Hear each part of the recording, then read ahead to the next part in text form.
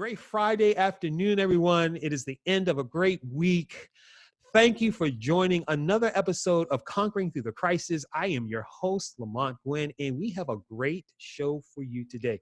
The theme of it is navigating the new educational paradigm. Navigating the new educational paradigm. When we look at the change that's happened over this last school year, for teachers, for students, for parents, this has been one of the most craziest school years in modern history. So what is the next school year going to look like? We don't know. But what are you going to need in order to navigate this new educational paradigm? My guest today knows a thing or two about it because he's been navigating school systems, working in school systems, and dealing with a young brother at home. And he's going to provide some insight. So ladies and gentlemen, I'd like to introduce Jochy Cora to the show. Welcome to the show. Hello. Thank you, Lamont, for having me here. I'm very excited to be here speaking a little bit on education and the different ways to navigate now this new system, right? Thank you. Thank you. I appreciate that. Thank you for being here. So we're going to jump right in. Just, so that folks know a little bit about you, just can you kind of broad stroke, your early years? I know you were raised in Puerto Rico. You moved to Connecticut at age 2. Can you talk about, living a little bit in Connecticut and going to school there? Yeah. So like you said, I was born in Puerto Rico. And after that, around 2 years old, my mom decides to move to Connecticut, where I grew up in one of the projects in Connecticut. And it was a tough upbringing, right? My first few years, because we were in the projects and drugs and violence was everywhere. But I had a good school system. I had a good school system that really helped me learn what the foundation, reading and the basic math, right? When you're in first and second grade. And then we went from there. We had issues with domestic violence in our home. And that really was the part of my life where it started to become real, right? When you're a child and you just understand that there's something not well in your household. And the good thing with me is that we had a good school system that we went to in Connecticut, and we were able to have a good foundation. So from there, you went back to Puerto Rico for a time, Yeah. and then you came back to Connecticut to go to grade school. Yeah. So I went to we returned to Puerto Rico. Again, the domestic violence kept going. We had to leave Puerto Rico and went back to Connecticut. And then in Connecticut, I went through middle school, high school, and then eventually got into the community college where I majored in music.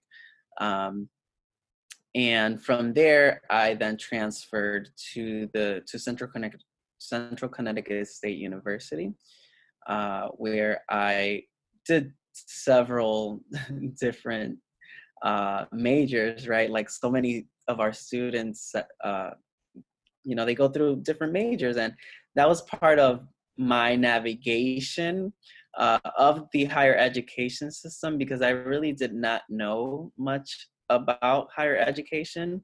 My mother knew a little bit. She would always be, always telling me, check in with your counselor.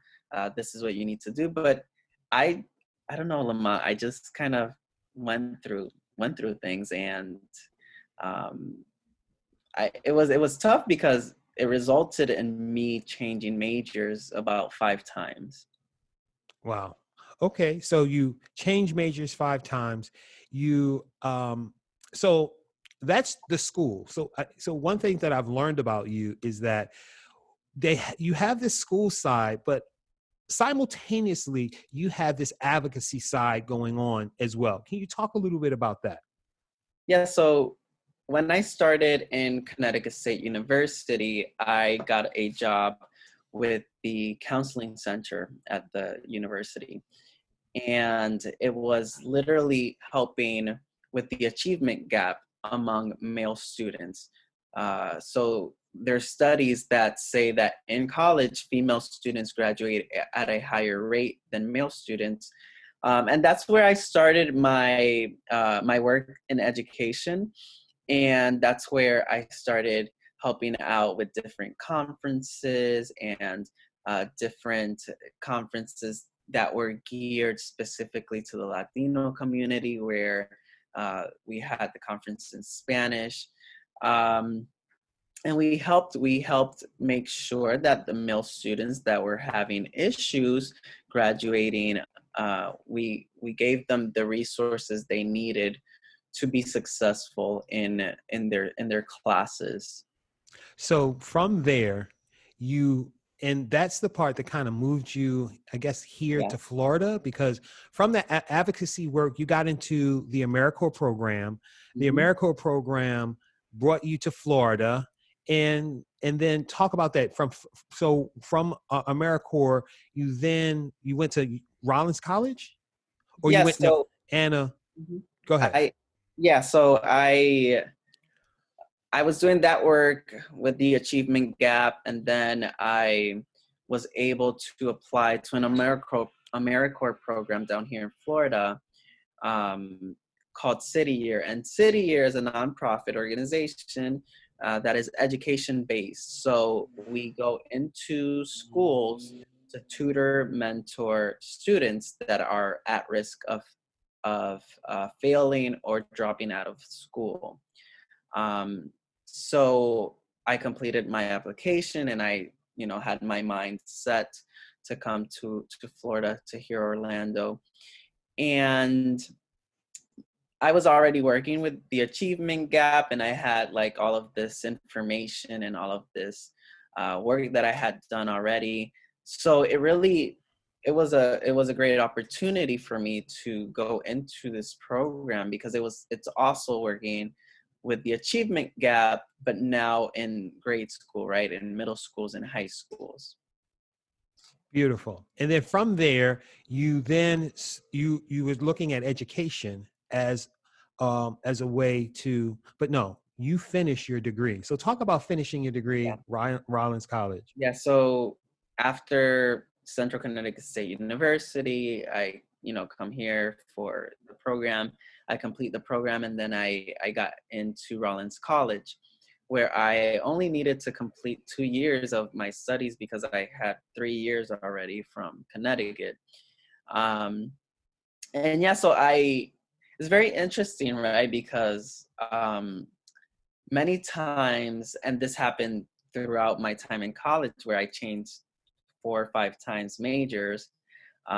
So I come to Rollins, and I get into another different major, right? I graduated with a degree in organizational development and behavior, uh, which currently I do not really, I don't work in that field, uh, but it shows you that, I really needed to learn how to navigate. And something that I do tell my students, right? The same thing that happened to me. You'll get into college. Oftentimes this happens, not to everyone, but to me it happened, and to many people it does happen, where you get into college, you change majors so many times, you graduate, and then you find your passion, which is kind of what happened with me. Beautiful. So from there, then you started doing, you started doing some advocacy work, some more advocacy work that led to you actually, because it's interesting with your advocacy work, with your education, it almost started to merge together, where you are on a political advocacy side, but you also in that are focusing on education. Can you talk about that just a little bit? Yeah, so I, like I said, from 2011, where I started in Central Connecticut State University working with the Achievement Gap, then transitioning to Florida. continuing that work with City Year, and then being hired by the school system in Orange County. um, I had a big base, right? I had a big foundation of education work. Um, in 2016 is where I start getting involved politically with civic organizations and political organization and community nonprofits, and becoming members of the boards of these nonprofits. And that's where I saw an opportunity, right, where you can mix these two. You can mix the advocacy and the activism with the education to educate people in different aspects, right, civically, and uh, teaching them how their rights, how what are their rights, and teaching them the different things that oftentimes people just don't know. And that has led you to throw in your hat to do what? Yeah, so in January, I decided then to run for office, right? I was a teacher in Kissimmee, and I just saw the the difficulties, right, that my students faced with the lack of technology and the lack of so many things. Um, and having a base in education, being a teacher that year in Kissimmee, and having my political and advocacy side, um, I understood that I could be a great candidate for this to bring real change to the county of Osceola. And in January, I decided to file to run for the Osceola School Board. And right now, I am currently in the process and campaigning and doing all the things I need to do to achieve that goal. Beautiful, beautiful. So let's jump into talking about how COVID-19 affected you and your household, because you work for an organization. They actually had to stop. They started working. Everybody started working virtually, and then your little brother, he's in elementary school. He's coming home. Elementary, right? Yep. Yep, elementary school. He's Yeah. coming home now. How did you navigate dealing with that? Your mom was working um, when it first started. So tell us, how did you deal with it? How was it when it first started out? When it first started out, how was it? Yeah. So like you said, my job sent everyone to work from home. So I would work from home. He was still in that the spring break, so they didn't have work. But then they shut everything down, and the assignments started coming in. I had to do my paying job, right? I had to work, but I also had to help him with his assignments. So that was very difficult, because it was very difficult to be able to maintain a steady workflow for my job, and also have a steady workflow for his assignments, right? And at the time, he needed a lot of supervision and a lot of pushing for so that he would finish his assignments. So what did you do? What did you do in order to help him? Because I know you said when he in previous conversations we Hmm. talked about this. You talked about the fact that it would take him so long to do one Yeah, problem, or he would work until like 5 o'clock in the yeah. in the evening. What did you do to get him focused, and how is it now? Yeah, so another thing is that um, my mother's an essential worker, right? She was working at the hospital, so I was with him. Um, and a few weeks with a few weeks within the lockdown, they told her, you can stay home. We understand you have a child and all that. So then now my mom is home, and so I now need to coach her, right? Because she has a lack of English, She doesn't speak English very well. So it was, how am I going to get my mother to be able to do work with him? So I had to coach her in a lot of ways so that she can keep him accountable so that I can work. Um, and I helped her create a routine, right? He was really taking forever. My brother is an extremely smart little boy, and he would tell me the answers to the questions, but it would just take him so long. It would take him over 15 minutes to complete one question.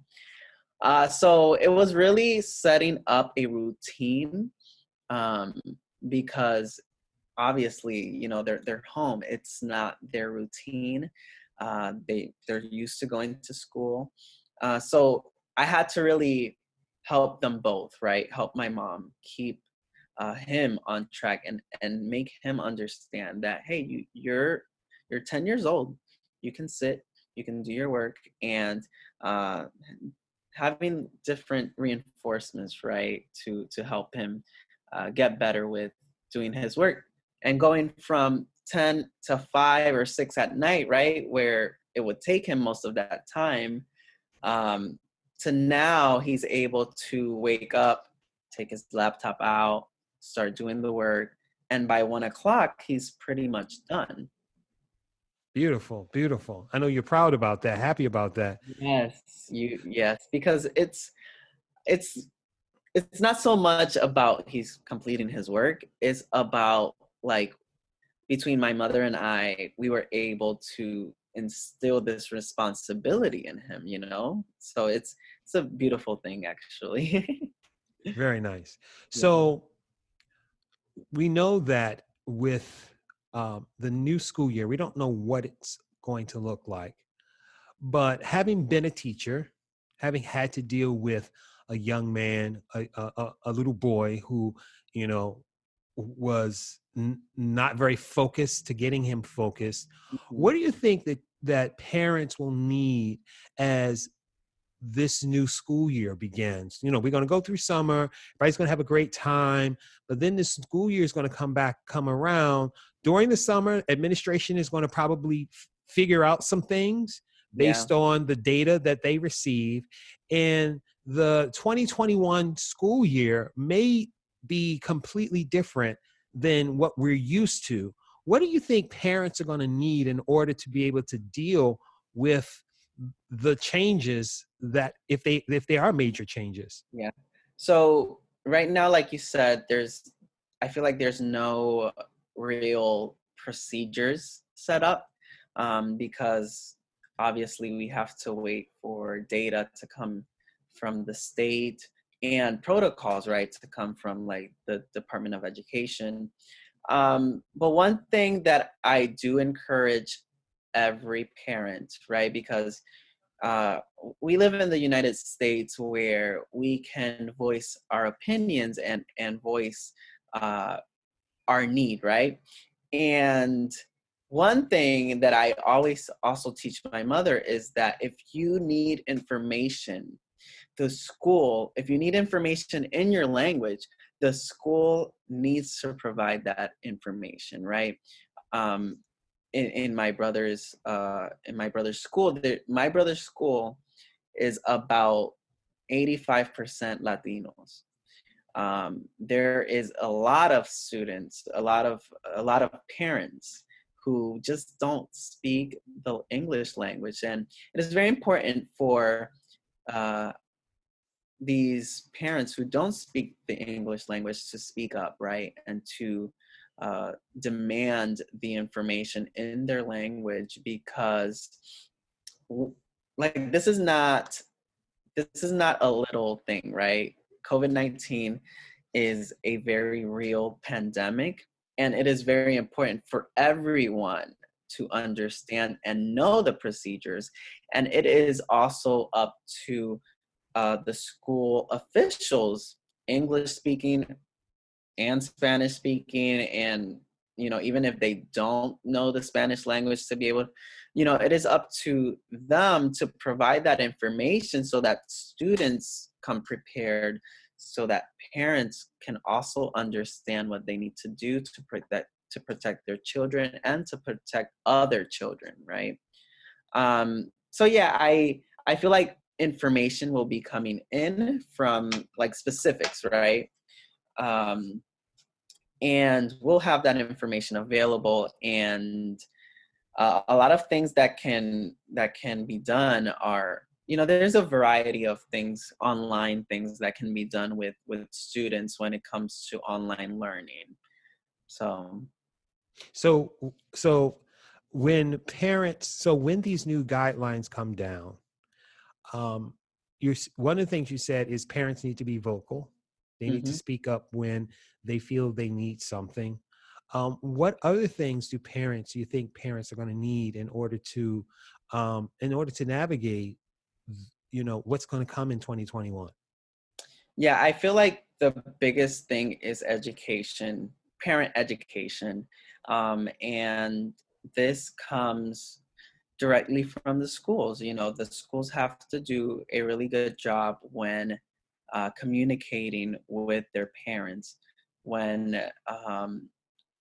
communicating with their parents, educating their parents. Um, Parents have to know that there are systems in place where they can check children's grades, all of that. And also, one of the things that parents just need to also understand is teaching their children the basic hygiene methods, right? Cleaning your hands, and not only telling them, but making it a practice in their homes, right? Uh, to make sure that they're cleaning their hands, to make sure that they're sneezing or coughing into their, into their inner arm. Uh, so a lot of those things are taught in the home, and these are some of the things we tell our parents to keep that good practice at home, so that when your child goes out, they can be protected and protect others. Very nice. So, what can PTA, Parent Teacher Association, is it PTA, Parent Teachers Association? Yeah, there's a few association, PTA, PTSO. Uh-huh. What do you think they need to be doing over the summer in order to gear up for the new year? Um, well, with PTA and PTSO, these are organizations that partner with the school, and they have oftentimes a closer relationship with the parents because the organization is made up from parents, and are literally made up from parents. This organization can really help out our parents specifically with communication. They can also, oftentimes they have some resources that they can help with hand sanitizers and different uh, different products like that. And a lot of times it's a way to connecting, right, the school with other bigger companies that can donate hand sanitizers, masks, and different resources that children and parents might need. So working with PTSO, PTA, and the school, I feel like Florida is set up in a way that we can be very safe, right? We have great partnerships with the private sector. I used to work in Orange County as an admissions coordinator, where I would coordinate with our private sector and our private partners to get resources into the school. So that's a very good way to basically partner up and see if there's a student that needs a hand sanitizer, for example. Then they're provided with those things. We have to also remember that oftentimes teachers, uh, the hand sanitizer and all of these different products come from their pockets, and it's one of the things that we are, that activists in education, we fight for, right? Beautiful. So what I hear is that for parents who have students in school, that connecting with their PTO, what's the other? I mean, PTSA, PTO, PS, PTSA. yeah, PTSA, to connect with those to make sure that it's not a last minute thing. Come Yeah, September, you're not,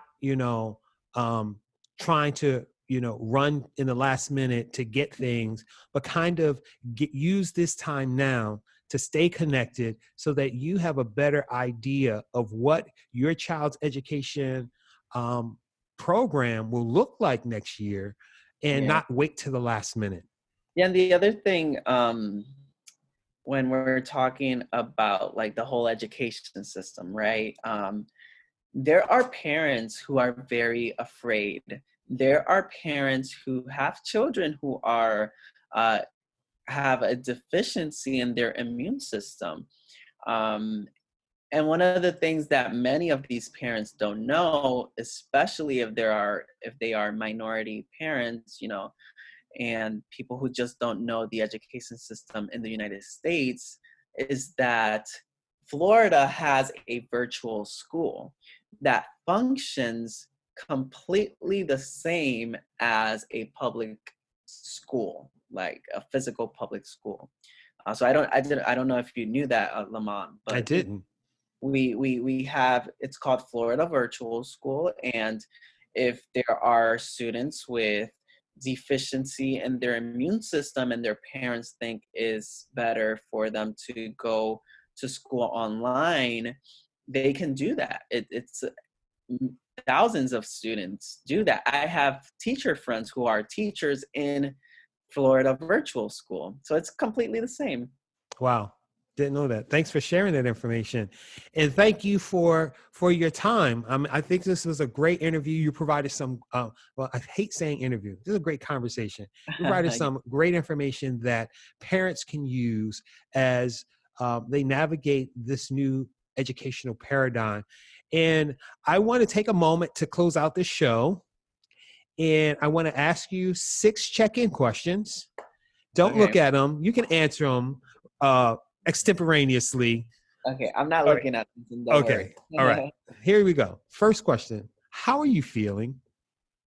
How am I feeling? I am feeling a little, so I'm feeling a level of positive stress. Okay. I remember in the 5th grade in Puerto Rico, we had a health class and we studied stress. And I remember the teacher always speaking about negative stress and positive stress. In this point in my career and in this point of my political race, I am in a stressful position, but it's a very positive stress that I have 1,000 things to complete, and it just feels great every time uh, I complete one and I can like cross one out. It's a very positive stress and a very nice feeling. Beautiful. What's not working? What is not working? Coronavirus is not working, Lamont. Let me tell you. It's so funny. I get that answer a lot. And it's just, okay. I am also a very social person. I love seeing my friends, and Zoom is not working for me. It's just not the, it's not personable. Like, I can't hug people. So for me, that's not working. And besides that, also, since like I said, I have my day job, right? The job that I get paid in, and I have the campaign. So I am literally sitting in this spot where you see me right now for hours. It could be up to 12 hours. And right now, I feel like I need like a stand-up desk, because like the sitting for over 12 hours is not working. Okay. So what is working? What's working? Um, So coronavirus has also made things work very well. um, Me saving money and gas, that's working, right? Because now everything is a virtual meeting. For me, yes, I can't hug you, but when it comes to meetings, that I'm still not hugging people when I go to meetings, I feel like it's really changed the way we see meetings at maybe like a corporate level where you don't have to literally go to an office. So a lot of these things have changed the way we see our work, and I think that's really helped out where we can just meet online. Beautiful. What do you need? What do I need? Um, well, sometimes you need things you can't get, like more time in the day. But right now, I'm feeling pretty good. Um, when it comes to my campaign, I do need donations, right? That's something that I am working towards, right? Each uh, getting a few monies to come into my account to be able to create specific things like a website and get access to voter information through a software that we use. Um, so that's more on the political side. Um, in my job, I would say that maybe I need a raise. I would love a raise, right, Lamont? I think we all need raises. So yeah, I don't have like a specific need, but there's always things that we can find that we need. Right, right. What are you proud of? What am I proud? I'm really proud of launching my campaign. And the reason is because I'm fairly young. I'm 28 years old, and I didn't know I was going to run for office so early in life. But when you see the inequities, and you know that you could do the job, I just went for it, and I'm very proud that I went for it, and I'm very proud of the people who support me, um, because oftentimes you think, who's gonna support me, right? And I've had a ton of support, and I am very proud of being a part of this movement.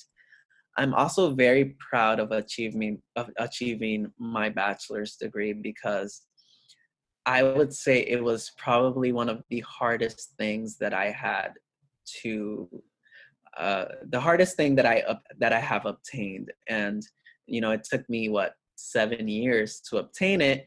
And that's why I am super proud of being able to complete my studies. And the last question is, what can you let go of? What can I let go of? I need to let go of procrastination, and um, I need to let go of anything that prohibits me from completing tasks when I set them. And I think that's more of a mindset more than anything.